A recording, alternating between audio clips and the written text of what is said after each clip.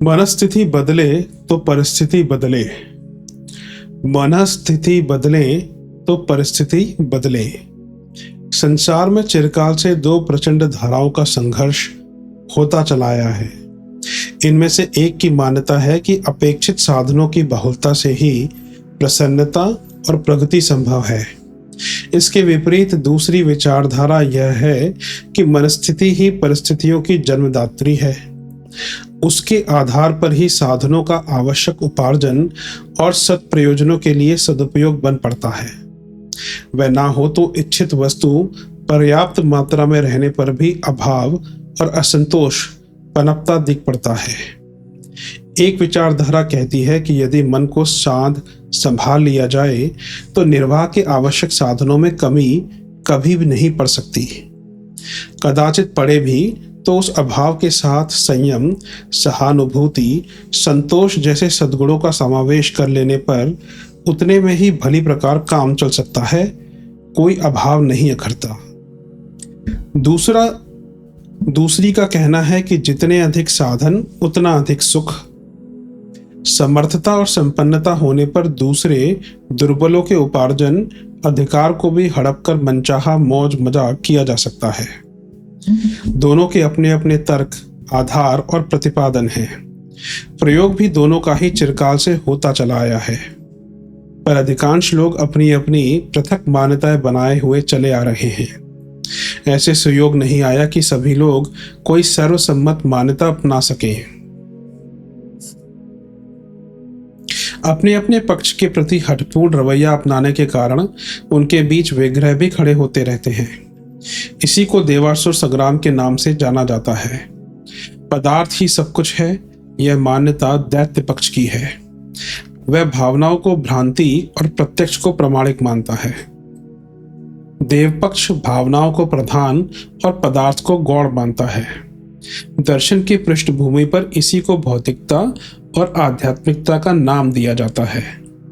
हठवाद ने दोनों ही पक्षों की अपनी ही बात पर अड़े रहने के लिए भड़काया है।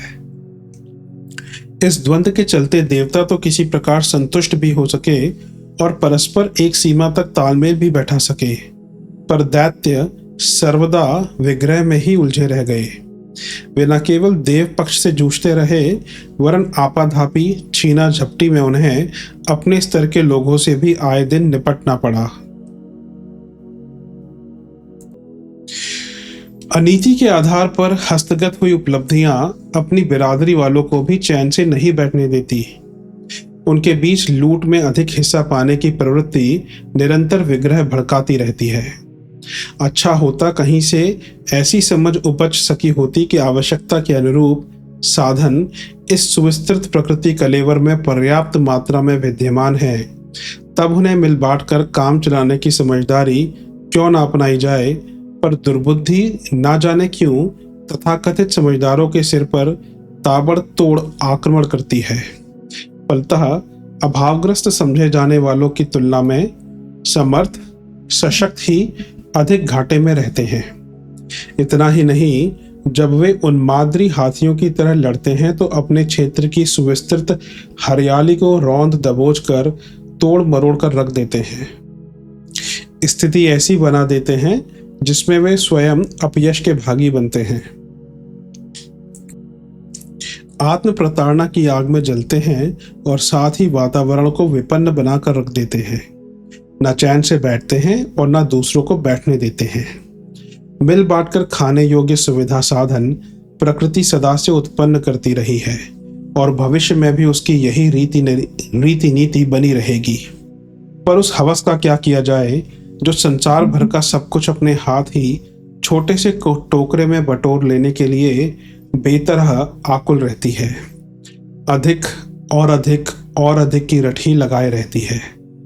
यह चंद्रमा आकाश से उतरकर उसी के घरौंदे में खेलते रहने के लिए ना कभी तैयार हुआ है और ना कभी भविष्य में वैसा करने के लिए सहमत होते दिख पड़ता है। ऐसी दशा में भी अबोध बालक कभी स्वयं हैरान हो, कभी घरवालों पर खींचे और कभी आसमान तक लाते चलाकर चंद्रमा को धराशायी करने के लिए रौद्र रूप धारण करे, तो क्या किया जाए। यह समझने समझाने के अतिरिक्त और किसी प्रकार बात बनती ही नहीं कि अपनी सोच बदल ली जाए, तो अत्यधिक व्यथित व्याकुल किए रहने वाली समस्या चुटकी बजाने की तरह मिनटों में हल हो सकती है। रंगीन चश्मा पहन लेने पर सारा संसार रंगीला दिख पड़ता है, तो उस गड़बड़ी से एक ही प्रकार निपटा जा सकता है कि चश्मा उतार दिया जाए और जो वस्तु जैसी है उसे उसी रूप में देखकर संतोष कर लिया जाए। अपने निजी शरीर से लेकर संसार भर में बिखरे अनेकानेक प्राणियों और पदार्थों तक प्रकृति का सुविस्तृत वैभव बिखरा पड़ा है। इसमें से अपना अधिकार मात्र उतने भर पे है जितने से कि निर्वाह क्रम चलता रहे। इसके अतिरिक्त और जो कुछ बचा रहता है वह इस सृष्टि के निवासी व अन्यान्य जड़ चेतन घटकों के लिए है। सब अपनी अपनी भागीदारी बरतें और इतने से ही संतुष्ट रहें, तो अच्छे बच्चों की तरह सभी अपने अरमान लेकर हंसते हंसाते खेलते खिलाते रह सकते हैं। पर जब वे एक दूसरे का हक छीनने के लिए आक्रामक हो उद्दंडता अपनाते हैं, तो पारस्परिक सद्भावना तो गवाते ही हैं, साथ ही उस हुड़दंग के लिए अभिभावकों की चपते भी खाते हैं। ऐसे बुरे बच्चे कम से कम हमें तो नहीं होना चाहिए, जिनके संबंध में सर्वत्र समझदारी, ईमानदारी, जिम्मेदारी, बहादुरी जैसे व्यवहार की अपेक्षा की जाती है, साथ ही उपलब्धियों के न्यायोचित वितरण, विभाजन एवं सदुपयोग की आशा भी की जाती है। सभ्यता अनुशासन के परिपालन में है। अपने को नीतिमत्ता से अनुबंधित किए रहें और दूसरों के साथ उदार व्यवहार बरतें। यही है मानवीय गरिमा के साथ जुड़ा हुआ शालीन शिष्टाचार।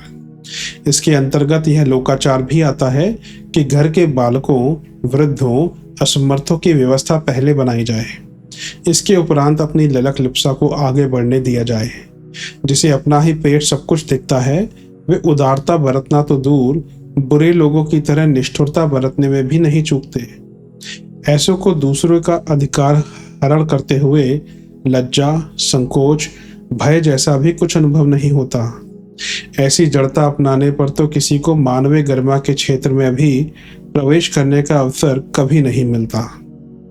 इन दिनों दैत्य की तूती हर क्षेत्र में बोलती है। हर किसी को खाने की ही नहीं, कुतरने, बर्बाद करने की भी सनक चढ़ी है। साधनों की आपाधापी में पौराणिक सुंद उपसुंद की तरह पारस्परिक मारकाट मची है। यदि यह गर्हित दृष्टिकोण बदला जा सका होता और पिछड़ों को प्रमुखता देते हुए उनका हक उन्हें स्वेच्छापूर्वक लौटा दिया गया होता, तो अपनी इस दुनिया में कितनी प्रसन्नता और सुसंपन्नता बिखरी पड़ी होती। आत्मानुशासन रखा गया होता, संयम बरता जाता और अनिवार्य आवश्यकताएं पूरी करके काम चला लिया जाता, तो इसका प्रभाव सार्वजनीन होता। मनुष्य सत्य प्रवृत्ति संवर्धन में अपनी बचत को विभूतियों को नियोजित करने के लिए निर्णय पर पहुंचता और ऐसे सृजन में लगाता जिसे सतयुगी या स्वर्गीय कहने में किसी को कोई आपत्ति ना होती। परिवर्तन का आधार तो ढूंढें। स्वर्ग और नरक की दीवारें आपस में जुड़ी हुई हैं। घर वही है, पर एक दरवाजे से घुसने पर गंदगी से भरी पूरी नरक वाली कोठरी में पहुंचना पड़ता है, किंतु यदि दूसरे दरवाजे से होते हुए भीतर जाया जा सके तो स्वच्छता, सज्जा और सुगंध से भरा पूरा वातावरण ही दिख पड़ता है। हम जब झगड़ने, हड़पने, निगलने और समेटने भरने पर उतारू होते हैं, तो हाथों हाथ अनीतिजन्य आत्म प्रताड़ना सहनी पड़ती है। बाहर की भर्त्सना और प्रताड़ना को तो सहा भी जा सकता है, पर जब अंतरात्मा कचोटती है तब उसे सहन करना कठिन पड़ता है। पैर में लगी चोट और हाथ में लगी लाठी उतनी असहाय नहीं होती जितना कि अपेंडिसाइटिस या हृदयघात जन्य दर्द से आदमी बेतरह तिलमिला जाता है और प्राणों पर आ बीतती है। मानवीय गरिमा को खोकर मनुष्य से ऐसा कुछ बन ही नहीं पड़ता जिस पर वह संतोष या गर्व कर सके, प्रसन्नता व्यक्त कर सके और समुदाय के सम्मुख सिर ऊंचा उठाकर चल सके। बाहर की वर्षा से छाता लगाकर भी बचा जा सकता है, पर जब भीतर से लानत बरसती है तो उससे कैसे बचा जाए। धरती पर नर कीटक, नर पशु और नर पिशाच भी भ्रमण करते रहते हैं। देखने में उनकी भी आकृति मनुष्य जैसी ही होती है। अंतर तो आदतों को स्वभाव बनाकर जमी हुई प्रकृति को देखकर ही किया जा सकता है। हे स्तर में गिने जाने वाले पशु पक्षियों को कोई नीति मर्यादा मान्य नहीं होती। गिद्ध, कौवे और सियार कुछ भी भक्ष अभक्ष निसंकोच भाव से खाते रहते हैं।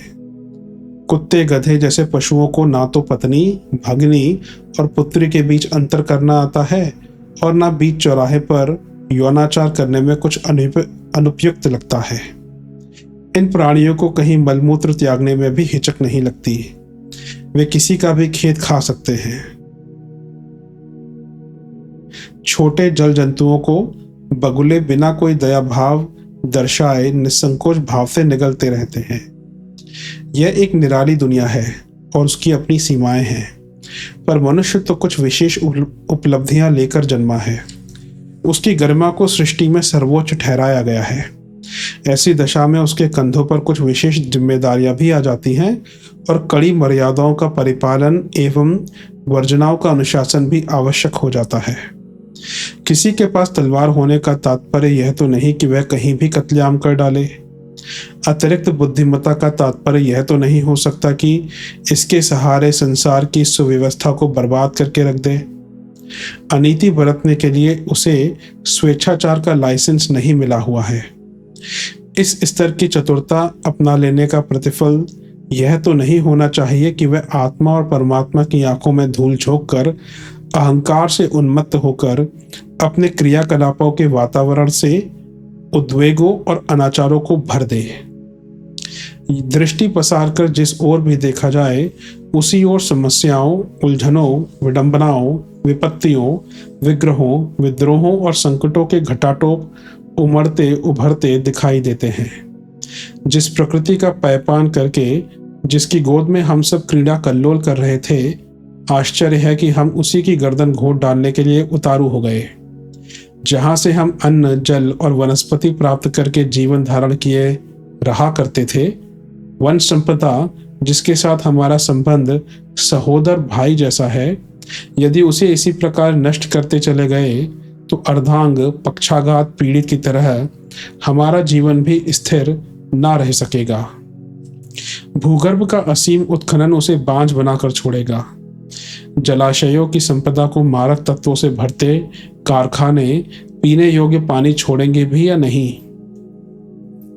आकाश, वायुमंडल जिस प्रकार प्रदूषण से, विकिरण से, कोलाहल से निरंतर भरता चला जा रहा है, उससे पृथ्वी का रक्षा कवच फट रहा है और बढ़ा हुआ तापमान हिम क्षेत्रों को पिघलाकर समुद्र में ऐसी बाढ़ लाने का ताना बाना बुन रहा है जिससे जितना थल भाग अभी बचा है उसका अधिकांश भाग उस बाढ़ में समा जाएगा। बिच्छू के बारे में सुना जाता है कि उसके बच्चे मां का पेट खाकर बाहर निकलते हैं। लगता है मनुष्य ने कहीं बिच्छू की रीति नीति तो नहीं अपना ली है जिससे वह उस प्रकृति का सर्वनाश करके रहे जो उसके जीवन धारण करने का प्रमुख आधार है। खींची हुई प्रकृति क्या बदला ले सकती है? अणु उपकरणों के बदले क्या प्रकृति ही सर्वनाश, महाप्रलय सामने लाकर खड़ा कर सकती है? यह सब सोचने की मानो किसी को फुर्सत ही नहीं है। मनुष्य का मनुष्य के प्रति व्यवहार निराशाजनक स्तर तक नीचे गिर गया है। उसने अपनी सत्ता और महत्ता को किस प्रकार फुलझड़ी की तरह जलाने का कौतुक अपना लिया है, उससे प्रतीत होता है कि इस सुहावनी धरती पर रहते हुए भी हम सब प्रेत पिशाचों की तरह एक दूसरे को काटने, गलाने, जलाने पर उतारू हैं। इसके प्रतिफल स्वरूप परस्पर सहयोग की बात बनना तो दूर, हम अविश्वास के ऐसे वातावरण में रह रहे हैं जिसमें अपनी छाया तक से डर लगता है। विश्वास और विश्वासघात दोनों परस्पर हमजोली बनकर चल रहे हैं। असंयम के अतिवाद ने शारीरिक स्वास्थ्य और मानसिक दूरदर्शिता को मटियामेट करके रख दिया है। धन की इतनी बड़ी भूमिका बताई गई है कि उसे पाने के लिए कोई किसी के साथ कितनी ही बड़ी चढ़ी दुष्टता कर बैठे तो उसे कम ही समझना चाहिए। ऐसे अभ्यस्त अनाचार के बीच कोई शरीर, मस्तिष्क, परिवार, समाज स्वयं समुन्नत रह सकेगा? इसकी आशा ही छोड़ देनी चाहिए, और कुछ हद तक छूट भी गई है। समय को अत्यंत दुरूह समझा जा रहा है और मान्यता बनती जा रही है कि यह बढ़ते हुए कदम मानवीय महत्ता ही नहीं, सत्ता का भी समापन करके रहेंगे। क्या हम सब अगले दिनों सामूहिक आत्महत्या का यह विनाश आयोजित करके रहेंगे? स्थिति को कैसे बदला जाए, इसके संबंध में तरह तरह के उत्पादनों, उपकरणों, निर्धारणों की बात सोची जाती है। वैज्ञानिक, मनीषी, सत्ताधारी, शक्तिशाली अपने अपने ढंग से यह भी सोचते हैं कि प्रस्तुत अनर्थ को यदि सुसंरचना में बदला जा सके तो इसकी तैयारी के लिए बड़े साधन, बड़े बड़े आधार खड़े किए जाने चाहिए। ऐसी योजनाएं भी आए दिन सुनने को मिलती हैं और जताई बताई भी जाती हैं कि अधिक साधन संपन्न संसार विनिर्मित करने के लिए बड़े लोग कुछ बड़े कदम उठाने, बड़े विधान बनाने जा रहे हैं। इतने पर भी निराशा को हटाने में राई रत्ती भी सफलता मिलती दिख नहीं पड़ती, क्योंकि वस्तुतः मनस्थिति ही परिस्थितियों की जन्मदात्री है। यदि मानसिकता को आदर्शवादी उत्कृष्टता के साथ ना जोड़ा जा सका तो स्थिति सुधरेगी, सुलझेगी नहीं, वरन विपत्तियां और भी नजदीक आती और भी रौद्र रूप धारण करती चली जाएंगी। समस्याओं का समाधान भले ही आज हो या आज से 1000 वर्ष बाद, पर उसका समाधान मात्र एक ही उपाय से संभव होगा कि मनस्थिति में संव्याप्त अवांछनीयता को पूरी तरह बुहार फेंका जाए और ऐसा कुछ शक्तिशाली चिंतन उभारा जाए जो प्रस्तुत उल्टे प्रवाह को अपनी प्रचंड शक्ति के सहारे उलटकर सीधा कर सके।